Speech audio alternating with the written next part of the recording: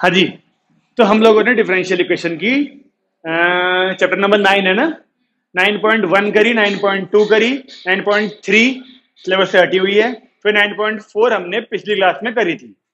अब तक दो वीडियोस बन चुकी हैं, आज थर्ड पार्ट है इसका। और वैसे आज हम लोग फिफ्थ एक्सरसाइज करने वाले हैं, जिसका कि नाम होगा हमारा होमोजीनियस डिफरेंशियल इक्वेशन।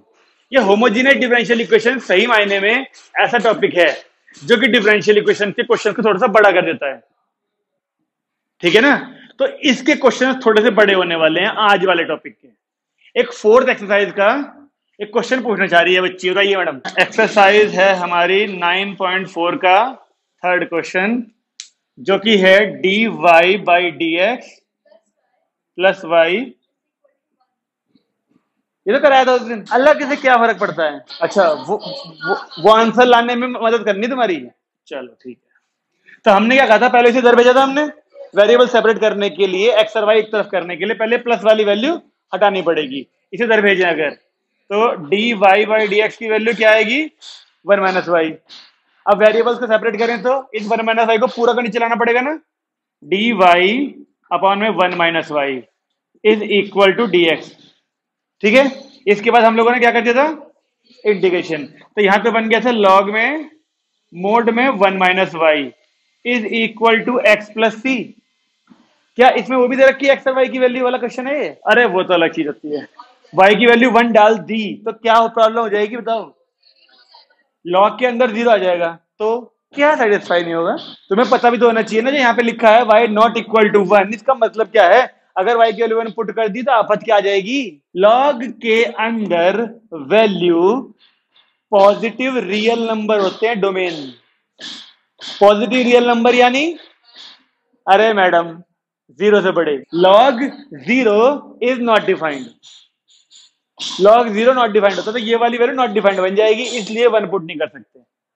लॉग के अंदर नेगेटिव वैल्यूज आ जाएं तो लॉग डिफाइंड नहीं होता, लॉग के आगे 0 आ जाए तो लॉग डिफाइंड नहीं होता। लॉग डिफाइंड कहां से होगा, 0.1 0.2 ये सब डिफाइंड होंगे, ठीक है। खैर, अब इसका आंसर हमको, ये सी तो होगा आंसर में, सी भी नहीं है, सी कहां चला गया फिर, ए है ना, यानी वो कांस्टेंट है, यानी सी हटेगा तो ए आएगा।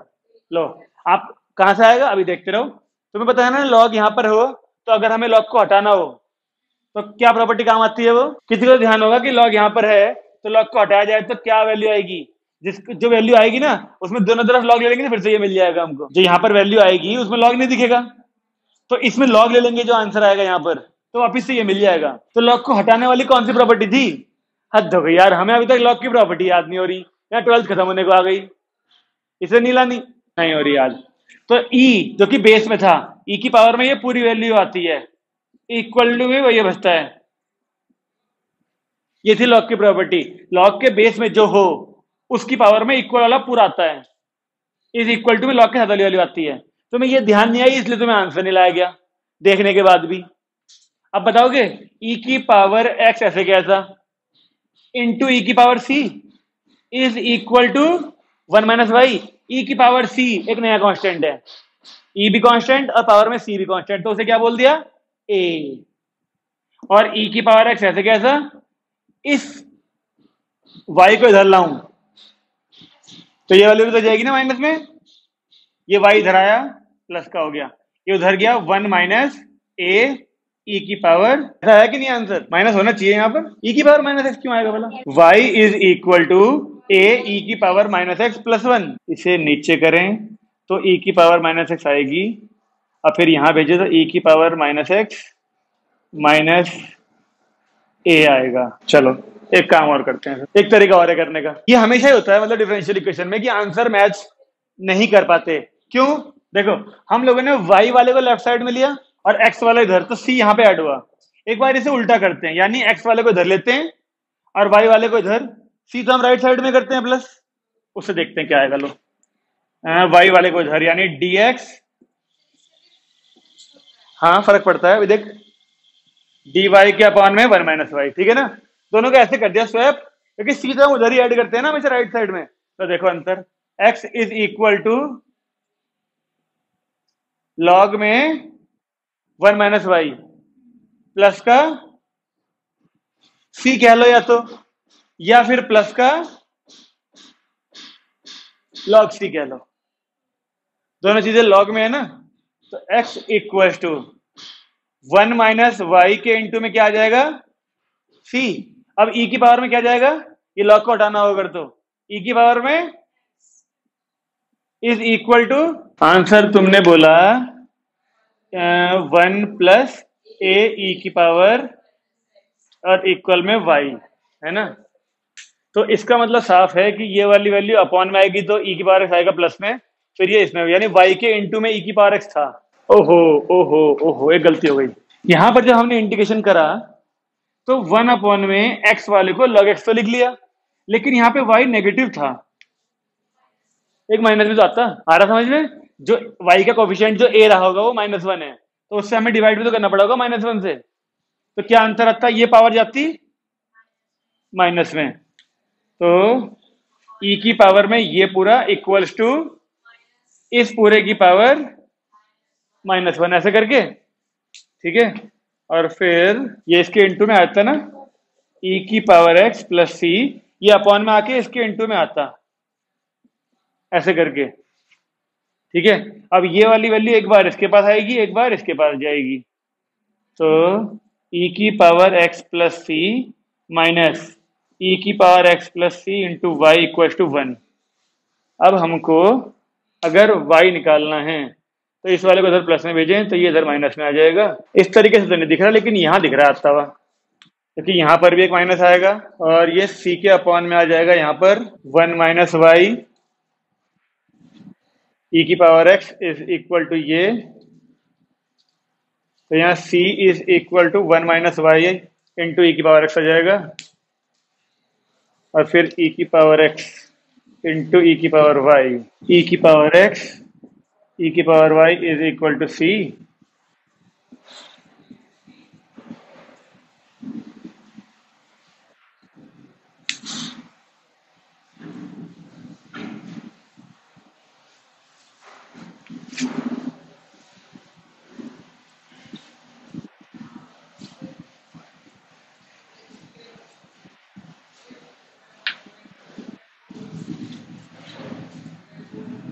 प्लस, हे भगवान, ओके ठीक है।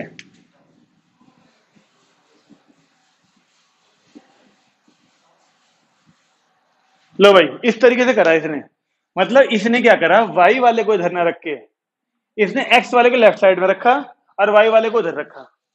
अगर तुम आंसर मैच करने की कोशिश करो तो, हालांकि डिफरेंशियल इक्वेशन में हमेशा आपके सामने ये समस्या आएगी कि आप एक को इधर रखो x को, या y को इधर रखो। तो डिफरेंशियल इक्वेशन जब भी चलती है ना, हम लोग बच्चों को बोल देते हैं कि आप कोशिश करो एक तरीके से करने की, यानी y को लेफ्ट साइड में रखने की, x को हमेशा उस तरफ रखने की, और c भी उधर ही प्लस करना। तो आपके आंसर्स में कभी कभी थोड़ा बहुत अंतर आएगा, लेकिन चेक करने वाले को पता है ये बात कि बच्चा इधर x रखे इधर y रखे तो c किस तरफ प्लस होगा, थोड़ा बहुत अंतर आता है उस तरीके से। तो आप अगर आंसर मैच करने की कोशिश करेंगे तो आपको नहीं पता उसने क्या किया होगा, उसने y को इधर लिया होगा या y को उधर लिया होगा, प्लस c किस तरफ किया होगा। अब हमने दोनों तरीके दिखाए तुम्हें, एक बार y को इधर लेके, एक बार y को उस तरफ लेके। जब तक ये दोनों ऐसे स्वैप हो रहे हैं तो फर्क नहीं पड़ रहा क्वेश्चन पर, लेकिन क्योंकि इंटीग्रेशन के बाद एक प्लस सी करना पड़ता है, प्लस सी की वजह से यहां प्लस सी एक्स में हो रहा है और वहां प्लस सी वाई में हो रहा है, तो दोनों में अंतर प्लस सी में आ जाता है। जैसे देखो यहाँ पर 1 अपॉन वाई का लॉग में आएगा और फिर माइनस के वाई का एक माइनस आएगा, और यहाँ प्लस का मैंने दोनों चीज लॉग में लिख लिया ताकि इकट्ठे बन जाएंगे। अब ये लॉग ए माइनस लॉग बी के चक्कर में लॉग ए अपॉन में बी आना चाहिए, नहीं आना चाहिए। अब बताओ, ये वाली वैल्यू लॉग हटाना है तो e की पावर में x इक्वल टू ये बचना चाहिए, और ये में भी तो ये वाली वैल्यू इंटू में आ जाएगी। इधर देखो ये e की पावर x इंटू में 1 minus Y equal to C. अब हमें y निकालना है तो पहले e की पावर x इंटू 1 में करेंगे ये रहा, e की पावर x की y में करेंगे ये रहा, और c ऐसे कैसा, y निकालने के लिए हमें इस पूरी वैल्यू को इधर भेजना पड़ेगा, प्लस की हो जाएगी तो c इधर माइनस का हो जाएगा, ये स्टेप बनेगा। अब ये y निकालना है तो ये e की पावर हटेगा, ये e की पावर इसके नीचे आएगा तो क्या बनेगा, ये रहा वो 1। ये e की पावर इसके नीचे आएगा, जब इसके नीचे से ऊपर जाएगा वो तो पावर उसकी माइनस एक्स हो जाएगी। अब आंसर में आप कहते हैं सर 1 के बाद में प्लस है, तो ये रहा 1। हमने क्या करा, आंसर लाने के लिए, नॉर्मली ऐसा करते नहीं हम लोग, हमने आंसर लाने के लिए इस माइनस के सी को प्लस का ए मान लिया। तो 1 प्लस ए ई की power minus X equal to Y, और यहां पर लिख देंगे where A is equal to minus का सी। तब आपका आंसर मैच करेगा किताब से। लेकिन इतने अरेंजमेंट कौन करने बैठेगा? आप लोग क्या करते हैं कि आप इंटीग्रेशन करेंगे, यहां पर y की वैल्यू यहां से निकालेंगे, पता है क्या आंसर आएगा हमारा? हमने कहा था किया था, ये माइनस आ गया था ना, इसको पावर में भेजा था, e की पावर में x plus C equal to ये 1/, में ये, इसकी एक बार इसमें करी, एक बार इसमें करी। अब यहां से y निकालने का मतलब क्या आएगा देखें, e की पावर में x प्लस सी माइनस का 1 इज इक्वल टू e की पावर x इंटू e की पावर c इंटू वाई। तो e की पावर आपको y निकालना है, तो ये वाली वैल्यू आप यहां भेजोगे, तो यहां से भी वही चीज नहीं आ रही कि आंसर में देखना, ये दोनों डिवाइड में आएंगे, इसके पास पहले 1 आ जाएगा 1, ये रहा वो 1, और जब ये दोनों वैल्यू इसके अपॉन में आएंगी तो 1 के अपॉन में e की पावर x भी है, e की पावर c भी है, इक्वल्स टू y। अब ये e की पावर ऊपर जाएगा, तो अब माइनस 1 अपॉन e की पावर c को उसने a ले लिया इस बार, अगर वही आंसर चाहिए तो 1 माइनस ए ई की पावर माइनस एक्स, अरे प्लस हो जाएगा ना अब तो, और यहां पर ए की वैल्यू क्या आएगी इस बार, माइनस 1 अपॉन ई की पावर सी।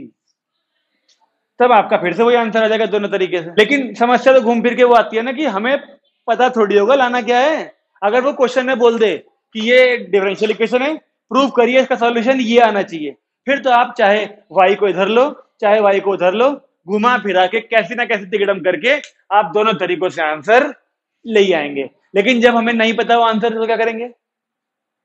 तो हमसे जितना सॉल्व होगा हम उतना करेंगे फिर उस केस में। ओके, डिफरेंशियल इक्वेशंस में ये थोड़ा सा मतभेद रहेगा, क्योंकि अलग अलग बच्चों की अलग अलग मेंटेलिटी होती है, अलग अलग थिंकिंग होती है। कोई बच्चे y को इधर लेते हैं, कुछ बच्चे x को उधर लेते हैं, कुछ बच्चे कहते हैं कि सर हम बाकी सारे क्वेश्चन में तो y को लेफ्ट में लेते हैं, लेकिन कुछ कुछ क्वेश्चंस में इतने आसान होता है x को इस तरफ लेके चलना कि बड़ा आराम से आंसर आ रहा होता है। तो उस पर्टिकुलर क्वेश्चन में उनकी सोच बदल जाती है। तो इसलिए डिफरेंशियल इक्वेशन, अभी तो पूरा चैप्टर बचा है, तो अभी वो 2 एक्सरसाइज बची हैं हमारी, उन दोनों एक्सरसाइज में ये चीज ध्यान रखनी पड़ेगी हमको, खास तौर पे इसमें तो रखनी पड़ेगी जो आप पढ़ रहे हैं हम, होमोजीनियस डिफरेंशियल इक्वेशन। साम दाम दंड भेद हर तरीके के तरीके अप्लाई करने पड़ सकते हैं, क्योंकि हमें नहीं पता एनसीईआरटी ने y को इधर लिया होगा या y को इधर लिया होगा, प्लस सी इधर करा होगा या प्लस सी उधर, दोनों तरफ इंटीग्रेशन हो रहा है ना, तो दोनों तो कायदे से तो दोनों तरफ प्लस सी होना चाहिए, लेकिन हम करते नहीं ना। इधर मान लो एक कांस्टेंट ऐड हुआ, एक कांस्टेंट उधर ऐड हुआ, इसको उधर भेज दिया, दोनों कांस्टेंट प्लस या माइनस हुए, एक नया कांस्टेंट बन गया, हम वो एक नया कांस्टेंट लिखते हैं बस एक बार। लिखिए, हेडिंग लिख ली होगी तुमने तो बड़ा आराम से, होमोजीनियस डिफरेंशियल इक्वेशन। ये है हमारा अगला टॉपिक। मैंने आपसे ये कहा था, जो बच्चे पिछले क्लास में छुट्टी पर थे, अगर आने से पहले वीडियो देख के आए होंगे तो उन्हें ये पता होगा कि मैंने ये कहा था कि वेरिएबल सेपरेबल मेथड जो हम पढ़ रहे हैं वो एक मेथड है और वो पहला मेथड है। किसी भी डिफरेंशियल इक्वेशन को क्वेश्चन में जहां सॉल्व लिखा हुआ आएगा, वहां पे तरीका लिखा हुआ नहीं आएगा, तरीके हमें खुद ढूंढने पड़ेंगे। तो उन बहुत सारे तरीकों में से सबसे पहला और सबसे आसान तरीका होता है एक्स वाले एक तरफ y वाले एक तरफ करके dx dy अलग अलग और इंटीग्रेशन करो, आंसर आ जाता है। लेकिन क्या हो जब x वाले एक तरफ और y वाले एक तरफ ना हो पा रहे हो, तब हमको ये तरीके से भी क्वेश्चन सॉल्व होते हैं। ये तरीके से ही सॉल्व नहीं होते, ये तरीके से भी सॉल्व होते हैं। एक तरीका तो अभी और भी आएगा, लीनियर डिफरेंशियल इक्वेशन, ठीक है ना। तो हमें वो सीखना है कि जब वेरिएबल सेपरेबल अप्लाई ना हो शुरुआत में है, यानी एक्स वाले एक तरफ और वाई वाले एक तरफ ना जा रहे हो, तो इससे कैसे हेल्प मिल पाती है। उससे पहले हमें यह समझना पड़ेगा कि होमोजीनियस नाम क्या है। जब पिछली वाली हेडिंग थी वेरिएबल सेपरेबल थी, तो हेडिंग के नाम से चल रहा था पता कि वेरिएबल्स को सेपरेट करना है, एक्स वाले एक तरफ वाई वाले एक तरफ करने हैं। लेकिन ये होमोजीनियस डिफरेंशियल इक्वेशन एक नया है टॉपिक, ठीक है ना। ये क्या है, अगर क्वेश्चन पहचानने वाली बात है कि क्वेश्चन लिखा हुआ आए और आपको पहचानना है कि ये होमोजीनियस का है कि नहीं है, उसके लिए एक आसान तरीका लिख के दिखा देता हूं। देखो, इक्वेशन आपको कुछ ऐसी मिल जाएगी, dy by D X cube plus Y cube upon X Y square, मान लो ऐसी इक्वेशन मिल जाएगी आपको। अब हो क्या रहा है कि ना यहाँ पर 1 2 और 1 3 तीन अलग अलग टर्म्स हैं, इसके अकेले की पावर 3, उसकी पावर 3, इन दोनों की मिला के 3 है कि नहीं है। तो होमोजीनियस डिफरेंशियल इक्वेशन का क्वेश्चन जब भी आएगा आपको dy बाई डी एक्स निकालने के बाद जितनी भी टर्म्स दिखेंगे ना सबकी पावर सेम होगी, 3 मत कह देना, एग्जांपल है 3 में तो सबकी पावर सेम होंगी जितनी भी टर्म्स दिखेंगी। तो क्या ये होमोजीनियस एग्जांपल हो सकता है? अरे ये लिख तो ले दो, ये है क्यों 1 2 3 4 टर्म और सबकी पावर सेम 1, तो ये भी एक होमोजीनियस का एग्जांपल हो सकता है। तो होमोजीनियस को पहचानना कैसा समझ में आ गया? वेरिएबल सेपरेबल अलग, वो भी है। मैंने तो ये लिखना शुरू कर दिया था ना, इसलिए मैं कह रहा था लिखने तो दो, ठीक है। ये होमोजीनियस डिफरेंशियल इक्वेशन के क्वेश्चन वैसे तो बहुत इजी होते हैं, क्योंकि इस तरीके से हम तुरंत पहचान लेते हैं कि ये तो होमोजीनियस का है। और फिर होमोजीनियस का ध्यान में आते ही किस तरीके से सॉल्व किया जाता है वो भी हमको पता होता है, अभी सीख लेंगे हम लोग। तो होमोजीनियस के क्वेश्चन पहचानने बहुत जल्दी आते हैं, लेकिन आमतौर पर इसका जो इंटीग्रल वाला पार्ट होता है, जिस वक्त इंटीग्रेशन करने का नंबर आता है वो थोड़ा सा बड़ा हो जाता है, ठीक है ना। तो अच्छा कई बार हमसे ये भी कह देता है वो, पहले इक्वेशन दे दी, पहले प्रूव करो कि ये एक होमोजीनियस डिफरेंशियल इक्वेशन है एंड देन सॉल्व इट। जब वो बोलेगा पहले कि प्रूव करो, तो प्रूव इस तरीके से नहीं करना है, ये तो पहचानने का तरीका है। जब वो बोलेगा प्रूव करो तो 1 नंबर का तो प्रूव दैट वाली चीज है उसकी, और फिर आगे सॉल्व करने वाली चीज 4 नंबर या 3 नंबर जो भी पूछे वो, ठीक है ना। तो हमारे पास होमोजीनियस बनाने के 2 तरीके हैं, देखिए। पहली dy by D x is equal to X की पावर n y ऑफ मतलब f of function of y upon x, एक ये तरीका है। इसका मतलब क्या है, x की पावर समथिंग आनी चाहिए हमारी, और यहां अंदर क्या बनना चाहिए, y अपॉन एक्स का फंक्शन। y अपॉन एक्स का फंक्शन यानी कहीं भी x अकेला नहीं मिलना चाहिए, कहीं भी y अकेला नहीं मिलना चाहिए, हर जगह पर y अपॉन एक्स ही मिलने चाहिए, जितने y उतने x। अगर हमने क्वेश्चन को, पूरे क्वेश्चन को इस फॉर्म में चेंज कर लिया तो ये होमोजीनियस डिफरेंशियल इक्वेशन बन जाएगी। यहां देखो ये dy बाई डी एक्स है, अगर मैं इसको आपसे कहूं y अपॉन एक्स में चेंज करो तो पूरे क्वेश्चन को x से डिवाइड तो करना है बस। इसको भी क्या बनेगा, 1 plus Y upon X, 1 minus Y upon X. अब क्या इस पूरी वैल्यू को, जो कि 1 प्लस वाई अपॉन एक्स है, अपॉन में 1 माइनस वाई अपॉन एक्स है, क्या इस पूरी वैल्यू को आप ये बोल सकते हो function of Y upon X? हाँ। और बाहर जो एक्स की पावर आनी चाहिए वो कॉमन नहीं आ रही, यानी एक्स की पावर क्या है 0, यानी डिग्री। देखो जो n होती है ना, ये n वो डिग्री होती है होमोजीनियस डिफरेंशियल इक्वेशन की। तो इस वाले क्वेश्चन में, इस वाले में डिग्री क्या आएगी 0, क्योंकि बाहर x की पावर समथिंग कॉमन आया ही नहीं, और वो कॉमन नहीं आया तो x की पावर 0 लिख के दिखानी पड़ेगी। तो चल गया ना पता, हमें या तो इस फॉर्म में चेंज करना पड़ेगा जबकि y अपॉन एक्स हो, या फिर एक फॉर्म और है कि D X upon D Y उल्टा हो। तो देख रहे हो यहाँ पे x अपॉन में था ना, तो यहाँ x की पावर थी, अब यहाँ y अपॉन में है तो y की पावर, तो f ऑफ क्या हो जाना चाहिए, वहां अपॉन में x था तो यहाँ भी अपॉन में x था, तो यहाँ अपॉन में y तो ओके। इन दोनों में से कोई एक तरीके के क्वेश्चन मिल जाते हैं हमको, ठीक है। अगर जो f of y upon x वाला मिला तो इसको सॉल्व करने का तरीका होता है y is equal to V X, ये बात ध्यान रखनी छोटी सी। और ये वाला मिला तो x is equal to V Y. इसके पीछे का लॉजिक क्या है कि y की वैल्यू को vx ही क्यों लेके चलना है, हम नींद आ रही क्या, हम y की वैल्यू को vx इसलिए लेके चलते हैं क्योंकि यहां पर कैसा क्वेश्चन रहा होगा पूरे में, y अपॉन x, हम क्वेश्चन से फ्रैक्शन को हटाना चाहते हैं। अब बताओ y की वैल्यू अगर आपने डाल दी vx तो क्या मिलेगा यहाँ पर, केवल v। क्वेश्चन से y अपॉन एक्स वाले जो फ्रैक्शन थे वो हट जाएंगे। अगर यहां पर भी वही काम किया होता, y की वैल्यू vx डालते तो क्या मिलता है यहाँ पर 1 अपॉन वी, y की जगह डालोगे vx तो x कट के 1 अपॉन वी बचेगा।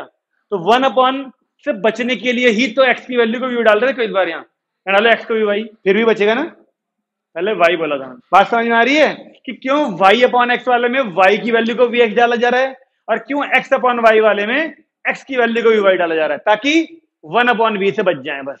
अगर आपने ये वाला यहां पुट कर दिया तो 1 अपॉन v आ जाएगा, ये वाला यहां पुट कर दिया तो 1 अपॉन v आ जाएगा, अगर हमें उससे बचना है बस। ध्यान रहेगी बात ये वाली। तो ये है हमारा प्रूव करने का तरीका। जब वो बोल दे प्रूव करो it is homogeneous differential equation, तो इस फॉर्म में लाके छोड़ेंगे उसे, तब बोलेंगे clearly it is a homogeneous differential equation of degree, जो भी आ रही होगी उसकी 0 ही आएगी वैसे सारे क्वेश्चंस में, 12th क्लास में सब 0 वाली है। v एक नया वेरिएबल है। एक्चुअली क्वेश्चन में हो क्या रहा था, क्वेश्चन में x और y की फॉर्म में जो क्वेश्चन था, हम चाह के भी x वाले एक तरफ और y वाले एक तरफ नहीं कर पा रहे थे, तो इस वाली फॉर्म के थ्रू हमने y की वैल्यू यानी y को हटा दिया। अगर हम y की वैल्यू को vx डाल रहे हैं, इसका मतलब क्या है, y को हटा रहे हैं हम और एक नया वेरिएबल v इंट्रोड्यूस कर रहे हैं, तब ये पूरा क्वेश्चन v और x की फॉर्म में आ जाएगा। और जब ये क्वेश्चन v और x की फॉर्म में आ जाएगा तो फिर बड़े आराम से v वाले एक तरफ x वाले एक तरफ अप्लाई किए जा पाएंगे, यानी फिर हम वेरिएबल सेपरेबल लगा लेंगे। सेम काम इस वाले में, x अपन y वाले में हम x वेरिएबल को हटा के v और y में लाने की कोशिश करेंगे पूरा क्वेश्चन, और फिर जाके हमारे v वाले एक तरफ y वाले एक तरफ, यानी जो पिछले एक्सरसाइज में पढ़ा हमने वेरिएबल सेपरेबल, वो इस टॉपिक के बाद में यानी कि लास्ट में अप्लाई तो होगा ही होगा। बताइए आया समझ में? इन्हीं में से कर लें, कोई क्वेश्चन नया उतारूं क्या? यस सर, इन्हीं में से कर लें, कौन सा करें बताओ? हैं पहले वाला, चलिए पहला वो वाला करते हैं भाई question, dy by D x. Question पता कैसे मिलेगा नितिकांक्षा मैडम, क्वेश्चन पता कैसे मिलेगा? नहीं पता? देखो यहां पर ये dy मिला और dy के इंटू में इधर वाली वैल्यू मिलेगी, वो X Y square is equal to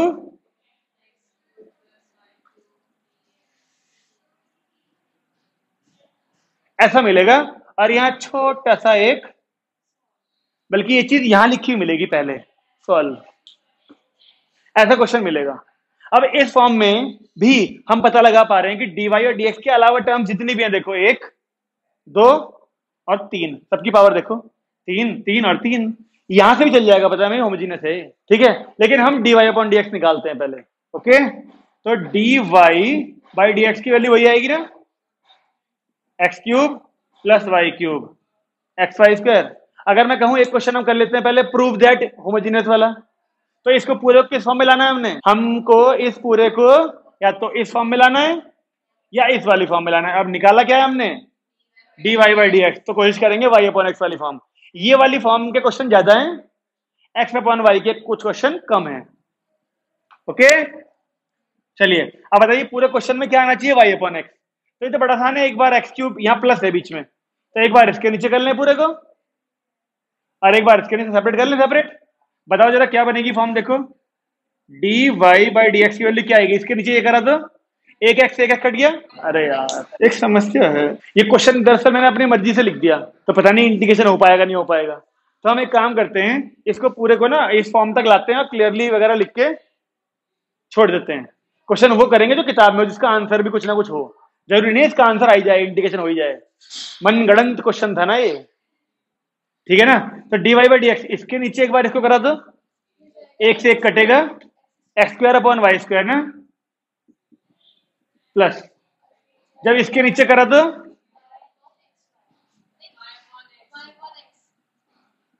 ये बना, और हमें क्या चाहिए था पूरा y अपॉन एक्स वाली फॉर्म, तो इस वाले को y अपॉन एक्स लिख लेते हैं। कैसे, dy by D x is equal to 1 के अपॉन में प्लस ये।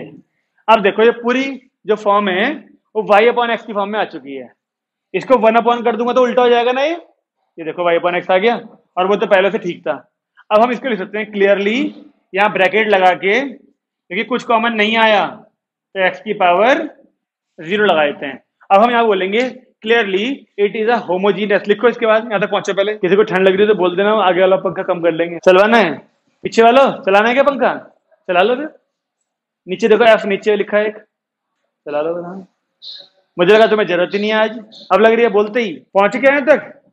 लिखिए clearly it is a homogeneous इसे ना होमोजीनियस का H D E, homogeneous differential equation, H D E लिख सकते हो, बार बार लैंग्वेज लिखने से अच्छी।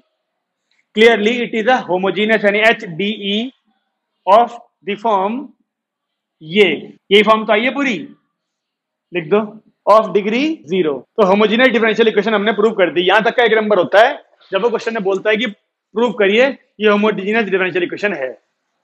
ओके, फिर सॉल्व करने के लिए अब हम y की वैल्यू vx डालते, तो इस क्वेश्चन में करने से अच्छा एक ऐसे क्वेश्चन को सॉल्व करते हैं पूरा जिसका आंसर हम मैच कर पाए बाद में। ठीक है ना, ये एक्सरसाइज 9.5 का क्वेश्चन नंबर है। ठीक है, हमें दिया है X square minus Y square D X plus का 2xy dy बराबर 0।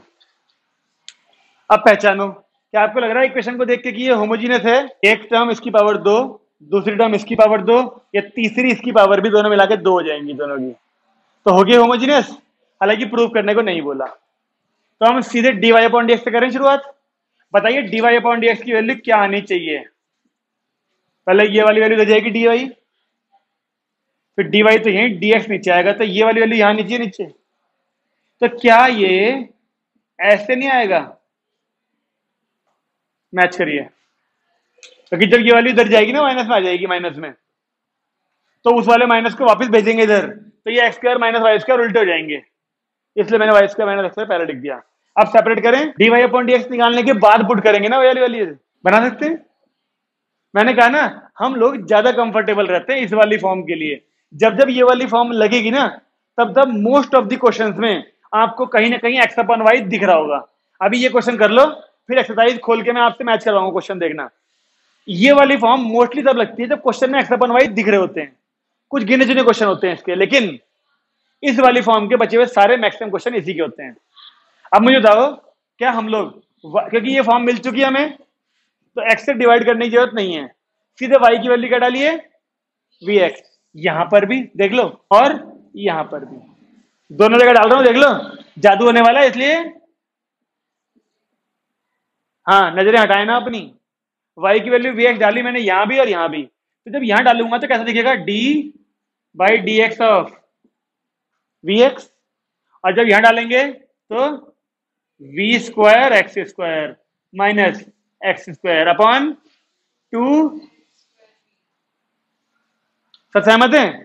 तो इधर तो देखो एक्स स्क्वायर और एक्स स्क्वायर कॉमन लेके कट जाएगा, लेकिन यहां पर अभी डेरिवेटिव करना है। देखो एक्स के रेस्पेक्ट में, जब एक्स के रेस्पेक्ट में डेरिवेटिव करेंगे तो लगेगा product rule, v constant x का derivative plus x constant v का dv by D x is equal to, यहां से एक्स स्क्वायर ऐसा कट गया होगा तो बचा क्या होगा, v स्क्वायर माइनस का 1 अपॉन में 2v। बोलिए, अब ये पूरा क्वेश्चन y से फ्री हो चुका है, क्योंकि हमने y की वैल्यू क्या पुट करी थी, vx, यानी y को हटा रहे थे हम। अब ये पूरा क्वेश्चन y से हट चुका है, फ्री हो चुका है। अब इसमें हम लोग x वालों को एक तरफ, v वालों में एक तरफ करने की कोशिश करेंगे। उसके लिए आपके हिसाब से सबसे पहला स्टेप क्या हो सकता है, पहले v को उधर भेजिए, पहले v को उधर भेजते हैं, तो x dv by D X, V square minus 1 upon 2v minus का v, एलसीएम लेते ही यहां जाएगा, यानी v square minus 1 minus 2v square. बोलिए, ठीक है यहां तक? अब ये दोनों वैल्यू सब्ट्रैक्ट हो जाएंगी, तो क्या बचा, x dv by D x, minus का ही v स्क्वायर और माइनस का ही 1 अपॉन में 2v। क्या अब आप लोग वेरिएबल को सेपरेट कर पाने में सक्षम हैं? x वाले एक तरफ, v वाले एक तरफ, ये dx जाएगा ऊपर, x जाएगा नीचे, और ये दोनों आएंगे इधर, 2v ऊपर और ये नीचे, हो गए एक तरफ, x वाले एक तरफ, v वाले एक तरफ। देखो 2v गया ऊपर, ये 2v गया ऊपर dv के पास, नीचे क्या आएगा, माइनस कॉमन लेके उधर ही छोड़ दूं, देखो ये नहीं बचेगा क्या, सोचो, ये dx ऊपर गया तो ये आया, ये x नीचे आएगा तो ये आ गया, और जो इनका माइनस कॉमन लेता वो ये रहा। सही है। अब क्या काम बचा हमारे पास? इंटीग्रेशन। और इस तरफ का इंटीग्रेशन तो बच्चों का खेल है, टी मान लो तो dt ऊपर है। इंटीग्रेशन करके आंसर v x और c में आएगा ना, v x और c में आएगा। तो उस v की वैल्यू वापस से हम लोग क्या डालेंगे बताओ? y upon x। तब आएगा हमारा आंसर। क्वेश्चन x और y में था ना, तो आंसर भी x y में आएगा। ओके, करो, पूरा करो, आंसर बताओ मुझे। c की वैल्यू नहीं निकालनी, v की जगह पे y अपॉन x डालना है। फिर कोशिश करो y इक्वल टू समथिंग की फॉर्म में आंसर आ पा रहा है या नहीं आ पा रहा। y equal to something, dt by T log T होता है, भूल गया क्या? कोई जल्दी बताओ answer. y equal to v की वैल्यू तो पुट कर दोगी y अपॉन x। अब कोशिश करो y इक्वल टू समथिंग आ पा रहा है या नहीं आ पा रहा। अगर नहीं आ पा रहा तो जो आ रहा है वो ठीक है, अदरवाइज कोशिश करना है y इक्वल टू समथिंग निकल जाएगा। किताब मैच करो, आने दो। तो नहीं निकल पा रहा ना y इक्वल टू, कोई बात नहीं, जो आ रहा है उसे ही मैच करो। हमारा dt बाई टी यानी लॉग टी यानी log v square plus 1 is equal to minus का लॉग एक्स। ये फॉर्म आई थी आपकी जहां पे छोड़ा था मैंने उसके बाद में, क्योंकि ये दोनों लॉग में थे तो मैंने कहा था सी भी लॉग में लेते हैं। यहां तक पहुंच गए थे। फिर इसको इधर ले आए, इस वाले को इधर प्लस में ले आए, ताकि लॉग ए भी बन जाएगा। तो बचेगा क्या? वी स्क्वायर प्लस 1 के इंटू में एक्स बराबर सी। अब v की वैल्यू मैंने तुमसे कहा पुट कर दो y अपॉन एक्स। तो v का स्क्वायर क्या हो जाएगा?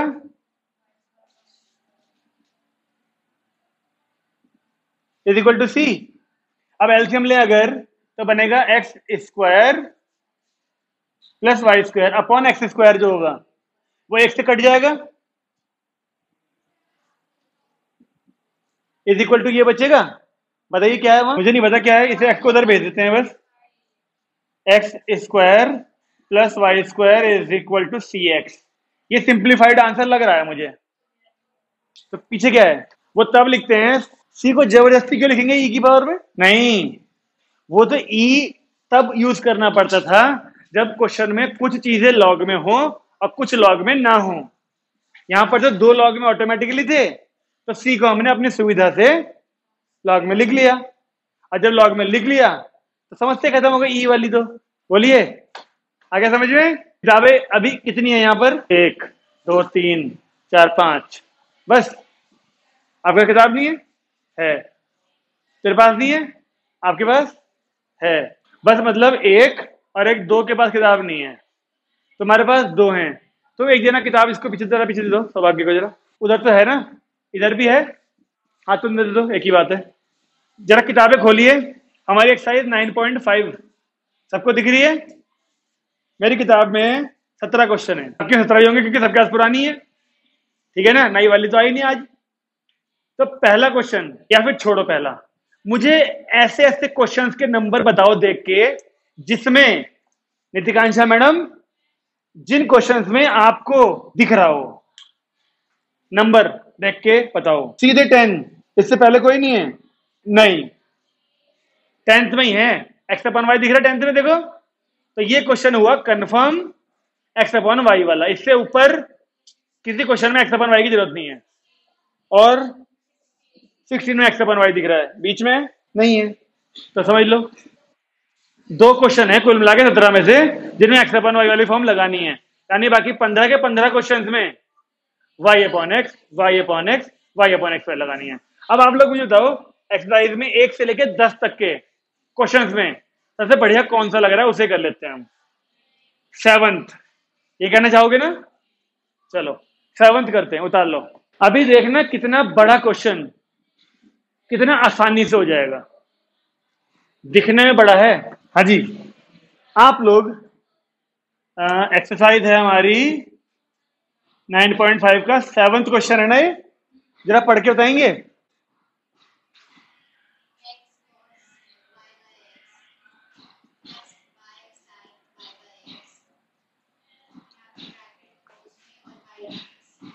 क्या ब्रैकेट में?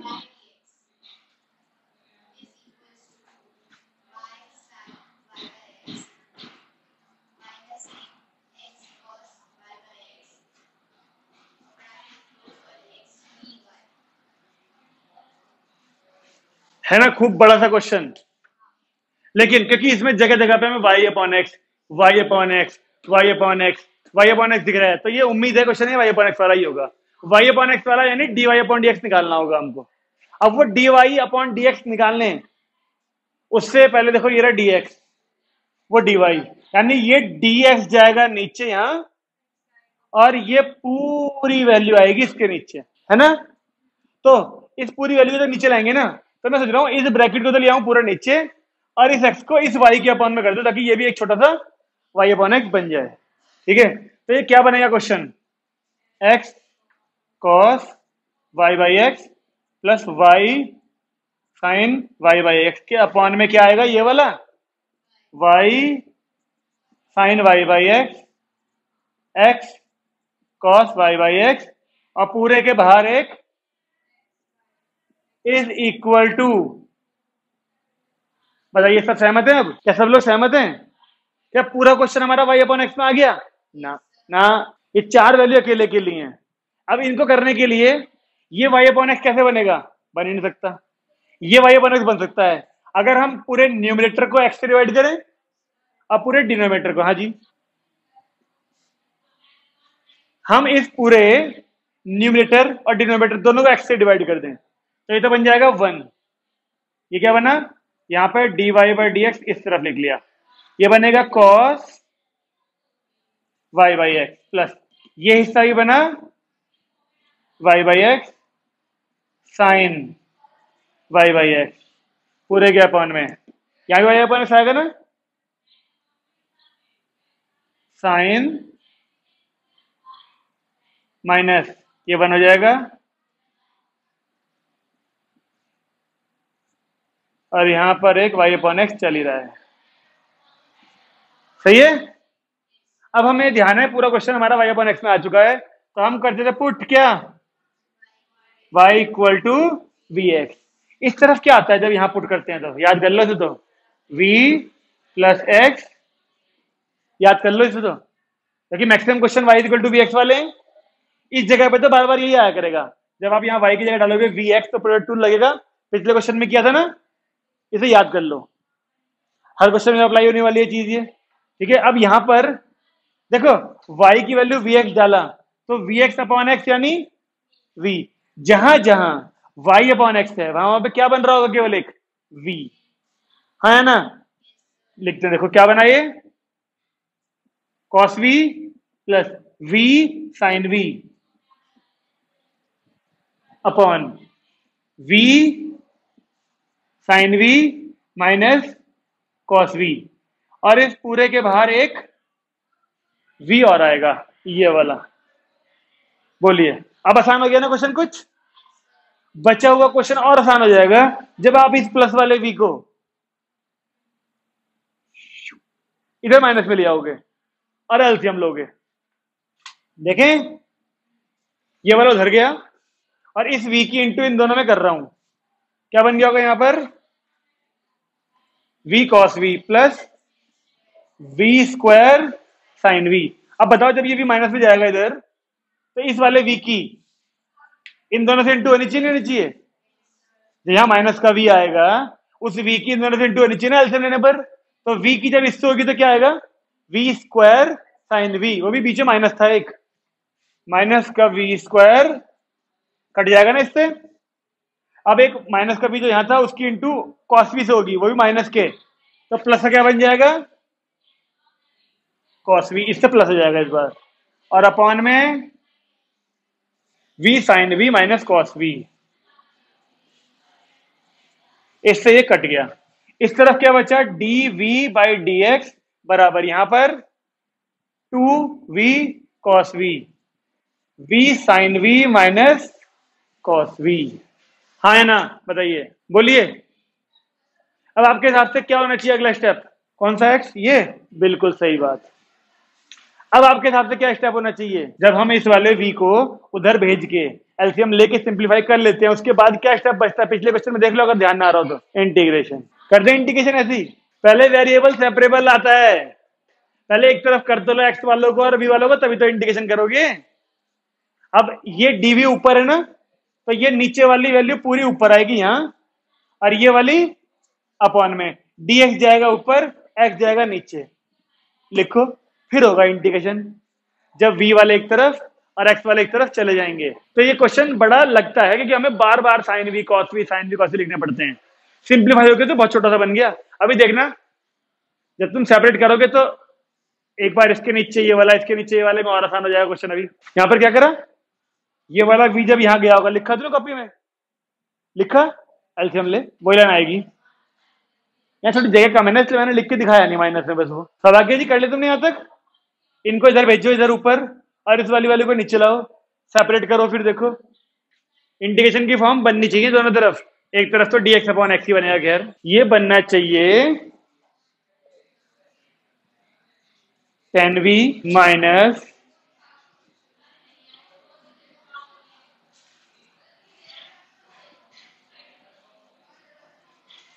चेक करो भाई, क्या ऐसा बन रहा है सेपरेट करने के बाद? क्या कह रहे हैं, हमारा तो नहीं बन रहा। सेपरेट करने के बाद भी एक बार पहले वाले के नीचे, एक बार दूसरे के नीचे अलग अलग करो ना, ये 2v cos v दोनों के नीचे अलग अलग करो। तो मैडम यही बन रहा है ऐश्वर्या। अब इन सबके इंटीग्रेशन पता है आपको, इसका भी लॉग में आता है, इसका भी लॉग में आएगा, इसका भी लॉग में आएगा, तो सी भी फिर लॉग में लेके चलना।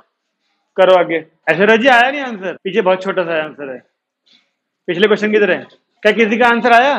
लगाने के बाद सोचो ना आगे। ऐश्वर्या जी आंसर बताओ क्या है पीछे। लो भाई, ये छोटा सा आंसर है पीछे, x y cos y by x is equal to c. Namrata कह रही, अब देख मैं ला के दिखाती हूँ। क्या कोई है ऐसी स्थिति में जो इससे मिलता जुलता आंसर ला सकता है? एक एक्स एक्स्ट्रा आ रहा है, ये 1/2 मैडम इन दोनों के साथ था, यूज करा नहीं करा, छोड़ जाएगा 1/2। जब यहाँ लॉग आएगा तो पावर में नहीं भेजा इसे 2 को, साइड में कैसे लिखा हुआ, कब तक रहेगा लिखा हुआ? जब लॉग आ गया तो लॉग की प्रॉपर्टी लगाते वक्त इस 2 का इंतजाम करना तो पड़ेगा कहीं ना कहीं। मैडम लॉग काटोगे ना तो बाहर 1/2 होगा, यहाँ तो कटेंगे कैसे लॉग? वो पहले इस 1/2 को पावर में भेजना पड़ेगा पूरे की, तब लॉग अकेला होना चाहिए, तब लॉग कटेगा। वो ऐसा थोड़ी 1/2 बाहर का बाहर रहेगा, खपड़ रहेगा, शांति से पड़ा रहेगा वो। हाँ, इस पूरे की पावर में जाएगा, जो भी आ रहा होगा ना इन दोनों का इंटीग्रेशन, उसकी पावर में पूरा 1/2 जाएगा। और या फिर ये 1/2 यहाँ भेज दो, ट्वाइस हो जाएगा, फिर वो इन दोनों की पावर में 2 हो जाएगा। भाई 1/2 का मतलब रूट हो जाएगा, रूट। लो जी देखें, 10 का log sec x, ये 1/2 तो मैंने भेज दिया उधर, log sec v minus log x 2 log x 2 log x, okay. अब यहां log a minus log b के हिसाब से आता है log ये, और यहां पे क्या आता है, ये पहले 2 जाएगा ऊपर,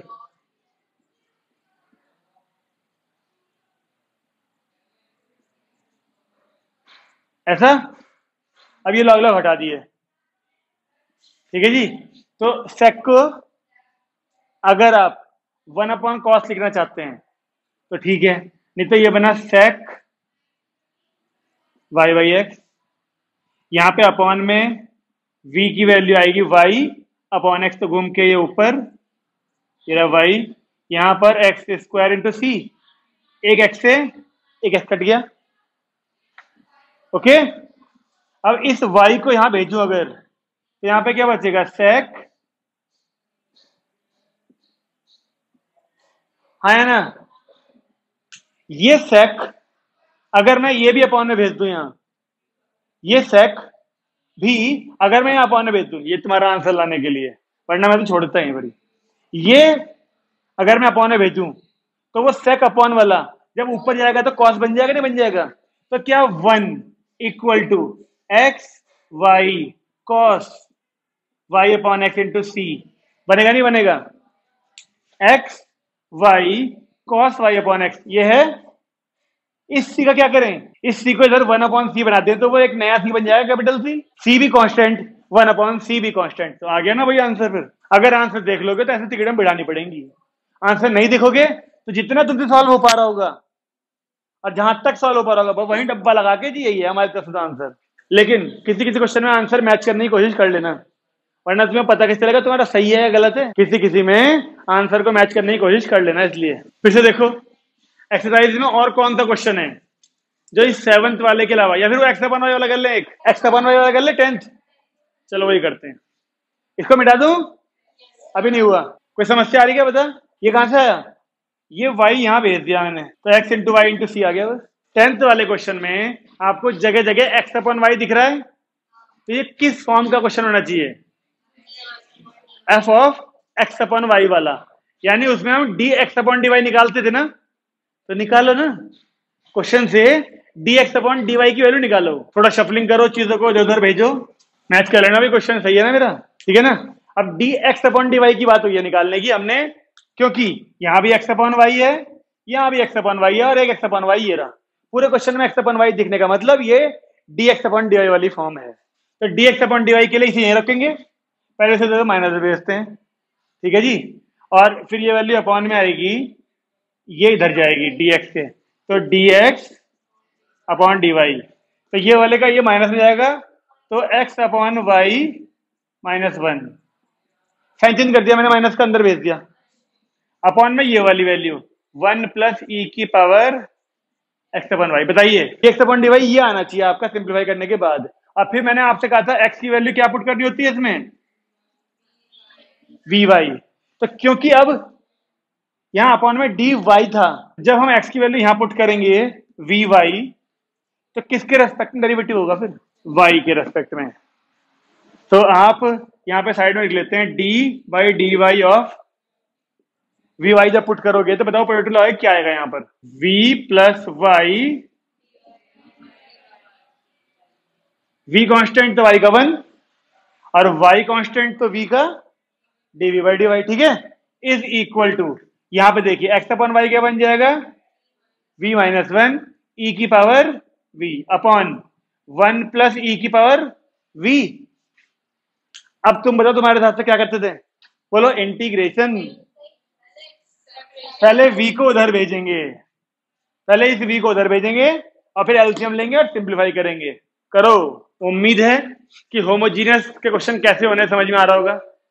टफ तो नहीं है, थोड़े बड़े हैं बस पिछले वालों के कंपैरिजन में।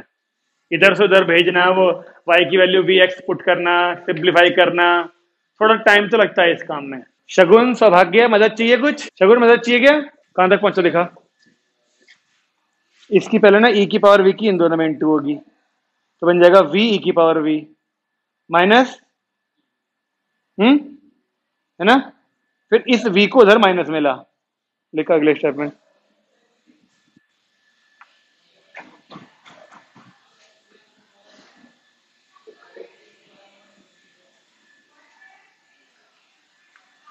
इस v को भी भेज देना साथ एक ही स्टेप में, बाद में माइनस v लगा दे जरा कोने में।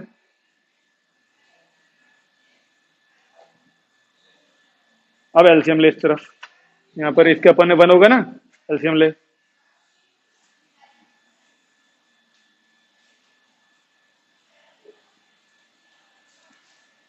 नीचे वाली वैल्यू उतार दे पहले यहाँ पूरी, ऐसे कैसी। अब पहले वाले तो पूरा उतर जाएगा ऐसे कैसे ही। अब v की इंटू इन दोनों में हो जाएगी, नीचे वालों में प्लस क्यों माइनस नहीं हो जाएगा? अब देख कुछ कट रहा होगा, v e की पावर v, v e की पावर v कट गया ना। पहले जब तक काट देने, पहले फोर्थ को, पहले वाले को, हाँ, और फोर्थ वाला, अरे ये ऊपर वाला v e की पावर v से v e की पावर v कटी गया। अबे e की पावर v क्या काट रहा? हाँ, अब ये दोनों बच गए ना, बस इन उतार अब। और फिर देख वेरिएबल्स को सेपरेट कर, v वाले सारे एक तरफ हो जाएंगे अब, और y वाले एक तरफ हो जाएंगे। क्यों भाई? मैडम आपका कैसे नहीं हुआ बताइए भाई।